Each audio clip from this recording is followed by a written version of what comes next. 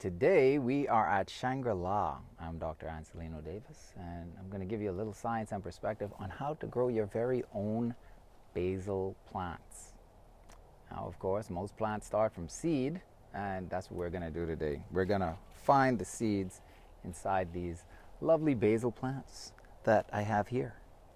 Well, not these ones, because I just picked some seeds from another basil plant that's stuck inside my garden over there. Here we have some seed pods that are already fertilized and they have seeds inside it. So I'm going to pull off a few of these and just rub them gently in my hands, and you will be able to see some of the little black seeds coming out of them if I didn't have a bunch of spider webs tangling them up.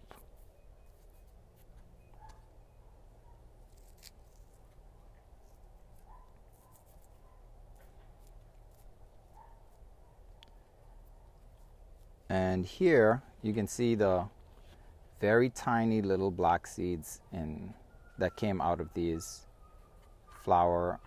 dried flower heads. So once you get these seeds, I really just recommend just dusting them into a pot.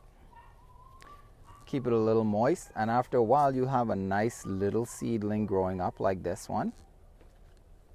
Eventually it'll put out some more leaves. Now, depending on what you want from your basil, you can pick it, and I just pinch off the tips. This is really, really aromatic. And as you pick it off and you use it in your omelet or whatever each day, the more you pinch off those growing tips, the more bushy and fluffy it's going to get. But if you leave it to grow by itself, like I've let this one grow, it gets very long stems. So these are the spaces in between the nodes, and this is where I would have normally pinched it off, but it never got pinched off, so it just kept growing and growing. Now eventually, if you let it keep growing, it can become very long and spindly like this, and it will put out the little flower heads. And you can see these are just starting to bud out, but these ones have a lot of tiny little flowers on it. And this is why I let my basil go to flower, because this is very attractive to pollinators. You get lots of little butterflies, some other types of flies, little ants, and there are ants crawling around in here right now.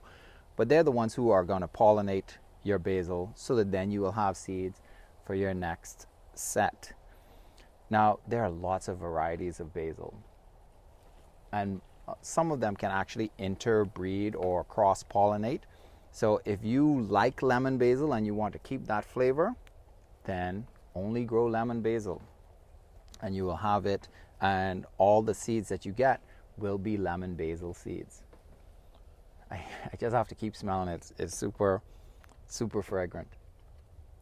Now, when you have your own area to grow your basil in, you don't really need a lot of space. So you can get a big pot like this and just fill it with soil and sprinkle your basil seeds in it. Get some basil seeds from a friend that already has a tree that's gone to seed. And when you sprinkle them in, they grow really well in the Bahamas. You don't have to do a lot of work for it. But you can just keep them inside a pot near your house, near your door, so that you can get it whenever you want in the morning to have as much as you want inside your little omelets and such. I think it's one of the easiest plants to grow, and definitely it's one that's really convenient for you to have at home. It can grow in pots. You can put it in the ground. It does tend to get a little weedy, so give it to friends, take it out. But enjoy your basil plants. And it's basil, not basil. Basil is an old man's name. These are the dried seed heads, and once you pull them off of your plant, you can just rub them gently in your hands, and you will see the little round dark seeds come out of those flower heads, those dried flower heads. And that's really all you need to plant your basil plants. Can you imagine all the deliciousness from these lemon basil comes out of these little seeds? And your plant can make hundreds of those flower heads in each growing season. And you actually don't have to kill your basil plant. You're not a production farmer. You're just doing this for fun and to keep you from having to go and buy old dried basil from the food store. And you can grow as much basil as you want again and again and again inside your own yard. So get to planting. So I think this is the most important part. It's just, me and my family. And so we don't need a lot of herbs. We're not making it to sell and make millions of dollars, but from a small little garden like this, we can have as much of these spices as we want each day, and they can all coexist inside this little box. I have some oregano over here. This is Cuban oregano. And yeah, as I'm talking about it, I'm picking these things off because there's so much of it that it's not going to matter. You don't have to grow spiders inside yours if you don't want to, but I have a crab spider. This is a male crab spider. And I have another spider there. I have some baby spiders that just came out of their egg case over there.